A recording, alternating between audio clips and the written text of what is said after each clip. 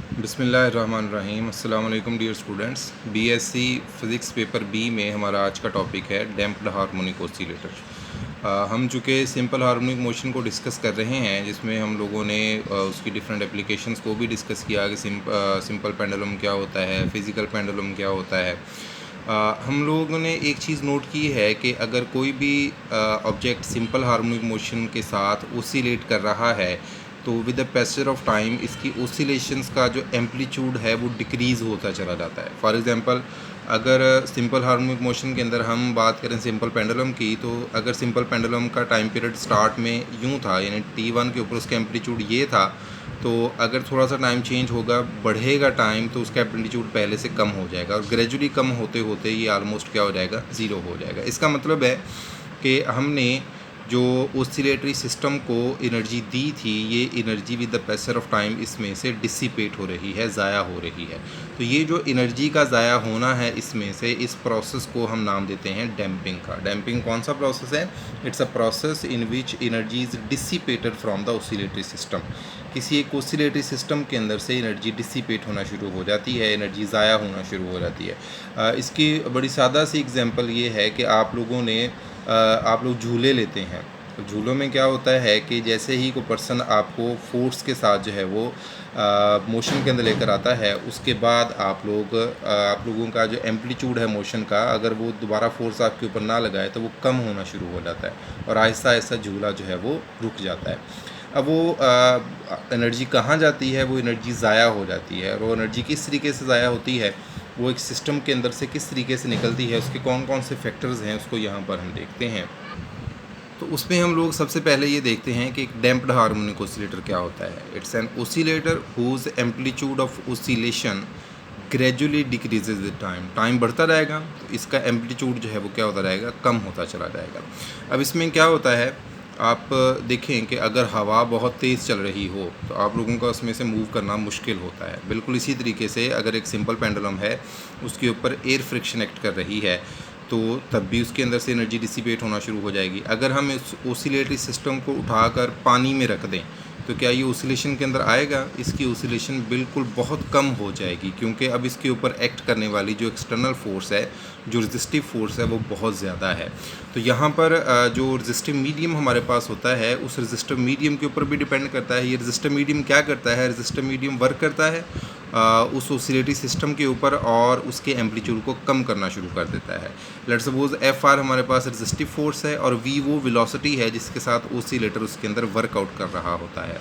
याद रखें कि जो रेजिस्टिव फोर्स है और जो वेलोसिटी है, ये दोनों एक दूसरे के डायरेक्टली प्रोपोर्शनल होते हैं। मतलब अगर आप लोगों ने कभी हवा के अंदर देखा हो कि हवा बहुत तेज़ चल रही हो, आप उसमें भागना चाहें तो ऐसा लगता है कि आपके ऊपर लगने वाली जो फोर्स है वो पहले से ज़्यादा हो गई है। आप चूँकि वेलोसिटी अपनी बढ़ा रहे हैं तो रेजिस्टिव फोर्स भी बढ़ जाएगी। इस तरह से ये दोनों आपस में डायरेक्टली प्रोपोर्शनल होते हैं। नेगेटिव का मतलब ये है कि एक दूसरे के अपोजिट एक्ट करते हैं। जिस डायरेक्शन में वेलोसिटी होती है, फोर्स उसके अपोजिट डायरेक्शन में होती है। तो यहाँ से हम अगर इसको इक्वलिटी के साइन में कन्वर्ट करेंगे तो प्रोपोर्शनैलिटी कांस्टेंट आ जाएगा बी। इसको हम डैम्पिंग कांस्टेंट का नाम देते हैं। ये डैम्पिंग कांस्टेंट है। वी हमें पता है कि ये फर्स्ट डेरिवेटिव होता है डिस्प्लेसमेंट का, dx/dt, ये एफ आर आ जाएगा। अब अगर हम इस डैम्प्ड हार्मोनिक ऑसिलेटर को देखेंगे तो उसके ऊपर जो टोटल अपोज होने वाली फोर्सेस हैं वो कौन कौन सी हैं? एक तो रिस्टोरिंग फोर्स है जो कि इसको वापस लेकर आती है, और एक उस मीडियम की फोर्स है, रेजिस्टिव फोर्स है, जो कि उसके ऊपर एक्ट कर रही है। तो रिस्टोरिंग फोर्स का तो हमें पता है किसके बराबर होती है, -kx के, और रेजिस्टिव फोर्स किसके बराबर है, यहाँ से हमने निकाली है -b dx/dt, ये इसके बराबर आ गई है।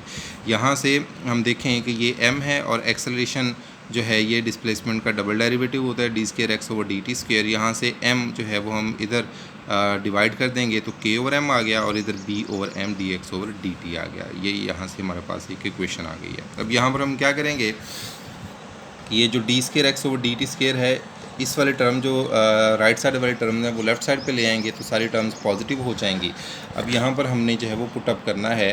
क्या पुट करना है? ये जो b/m है इसको 2 बीटा के इक्वल पुट करें और k/m को हम जो है वो मेगा नॉट स्क्वायर के इक्वल पुट करते हैं, तो ये इक्वेशन इस फॉर्म में चली जाएगी, d²x/dt² plus 2 beta dx/dt plus omega not square x is equal to 0। ये एक सेकंड ऑर्डर डिफरेंशियल इक्वेशन है।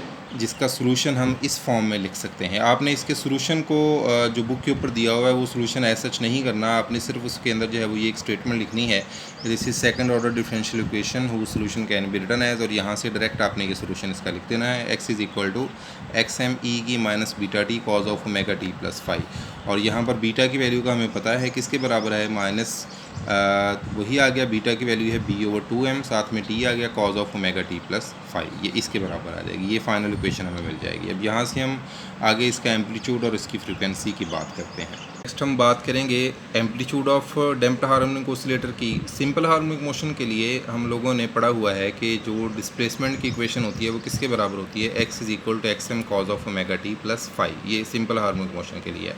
और यहाँ पर हम लोगों ने जो इक्वेशन ड्राइव की है वो क्या है, x is equal to x M E की minus B T over 2m cos of omega T plus 5, ये डैम्प्ड हार्मोनिक ऑसिलेटर के अंदर है। अब यहाँ पर देखें, इधर x है, इधर भी x है, ये cause of omega T plus 5 है, ये भी cause of omega T plus 5 है, यहाँ पर XM है, लेकिन यहाँ पर है XM ई की minus B T over 2m। XM जो है वो एम्पलीट्यूड को रिप्रेजेंट करता है, लेकिन यहाँ पर जो एम्पलीट्यूड है वो दो टर्म्स इसके अंदर आ रही हैं। तो अगर हम इन क्वेश्चन को कंपेयर करें तो जो एम्पलीट्यूड होगा डैम्प्ड हार्मोनिक ऑसिलेटर का वो किसके बराबर आ जाएगा, A is equal to x M E की minus B T over 2m के। अब ज़रा देखें, ये है टाइम हमारे पास, तो वैसे भी हमारी ऑब्जर्वेशन है कि जैसे ही टाइम बढ़ता चला जाएगा उसके साथ ही जो एम्पलीट्यूड है ऑसिलेशन का वो कम होता चला जाएगा। तो देखते हैं, अगर टाइम स्टार्ट में ज़ीरो है, यानी जो डैम्पिंग फैक्टर है अभी वो स्टार्ट नहीं हुआ, time is equal to zero है, तो ए किसके बराबर आ जाएगा, यहाँ पर हम टी की वैल्यू ज़ीरो पुट करेंगे तो ई की ज़ीरो हो जाएगी, तो एक्सपोनेंशियल 0 1 के बराबर होता है, ए किसके बराबर आ जाएगा, एक्स एम के, मतलब इसका मैक्सिमम एम्पलीट्यूड होगा। लेकिन अब जैसे ही टाइम बढ़ना शुरू होगा, टाइम बढ़ते बढ़ते लेट्स सपोज अप्रोच कर गया इन्फिनिटी को, जैसे ही टाइम इन्फिनिटी को अप्रोच करेगा तो a is equal to x M E की माइनस इन्फिनिटी आ जाएगा, ई की माइनस इन्फिनिटी जो है वो 0 के बराबर होता है, तो ये a किसके बराबर आ जाएगा, 0 के बराबर आ जाएगा। तो इसका मतलब है कि जैसे जैसे टाइम बढ़ता रहेगा एम्पलीट्यूड क्या होता रहेगा, एम्पलीट्यूड इसका कम होता चला जाएगा और ग्रेजुअली पहुंच जाएगा कहाँ पर, 0 पर। इसको हम ग्राफ से भी रिप्रेजेंट कर सकते हैं कि यहाँ पर जो है वो टाइम बढ़ रहा है according to towards X axis, और वाई एक्सिस की तरफ हमारे पास डिस्प्लेसमेंट है। अब देखें, स्टार्टिंग में जब टाइम 0 था तो एम्पलीट्यूड मैक्सिमम था, अब टाइम बढ़ता जा रहा है तो एम्पलीट्यूड ग्रेजुअली कम होता चला जा रहा है, कम होते होते ये क्या हो जाएगा, 0 हो जाएगा। कब 0 होगा, जब टाइम अप्रोच कर जाएगा किसको, इन्फिनिटी को, यानी बहुत इंक्रीज़ कर जाएगा टाइम। अब इसी से नेक्स्ट हम बात करेंगे इसकी फ्रीक्वेंसी को। हमें बताया है कि टाइम पीरियड किसके बराबर होता है, T is equal to 2 pi over omega, और फ्रीक्वेंसी इसका इन्वर्स होती है, तो ये उल्टा हो जाएगा, ओमेगा ओवर 2 पाई। अब जो फ्रीक्वेंसी हमारे पास है वो किसके बराबर आ जाएगी, F is equal to mega not square minus beta square over 2 पाई। अब देखिए, अगर बीटा यहाँ पर डैम्पिंग कांस्टेंट है, अगर डैम्पिंग ना हो तो ये 0 हो जाएगा, और 0 होगा तो ये दोबारा फिर अपनी इनिशियल पोजीशन पे चली जाएगी फ्रीक्वेंसी। यहाँ पर दोनों तरफ फ्रीक्वेंसी का स्क्वायर कर लें, दोनों तरफ स्क्वायर करेंगे तो इधर से स्क्वायर रूट ख़त्म हो जाएगा, और नीचे ये 4 पाई स्क्वायर आ गया। अब इस टर्म को और इस टर्म को लहदा कर लें, बीटा की वैल्यू पुट करें जो कि b ओवर 2m है, और यहाँ पर omega not square over 4 pi square आ जाएगा। Omega over 2 pi whole square होगा तो omega over 2 pi, omega naught over 2 pi जो है इट्स इनिशियल फ्रीक्वेंसी, और साथ में ये फैक्टर आ जाएगा। अगर डैम्पिंग का फैक्टर जो है वो 0 हो जाए, यानी डैम्पिंग 0 हो जाए तो ये फैक्टर सारा 0 हो जाएगा। अगर ये फैक्टर 0 होगा तो फ्रीक्वेंसी अपनी इनिशियल फ्रीक्वेंसी तक को अप्रोच कर जाएगी। लेकिन जो कि डैम्पिंग जो यहाँ पर हम कंसीडर कर रहे हैं, इस वजह से ये फैक्टर भी इसके अंदर आ जाएगा। तो ये सिलसिला हमारे पास है। ये क्वेश्चन बहुत इंपॉर्टेंट है। ये क्वेश्चन आपसे यूँ पूछा जा सकता है कि what is damped harmonic oscillator, find a relation for its displacement, amplitude, frequency and time period. Time period यहाँ से अगर आपने निकालना है तो आप ये फ्रीक्वेंसी का उलट हो जाएगा, और आपको जो है वो उसका टाइम पीरियड मिल जाएगा। अगर वो पूछे तो फिर आपने वो उसके अंदर इंक्लूड कर देना है। शुक्रिया।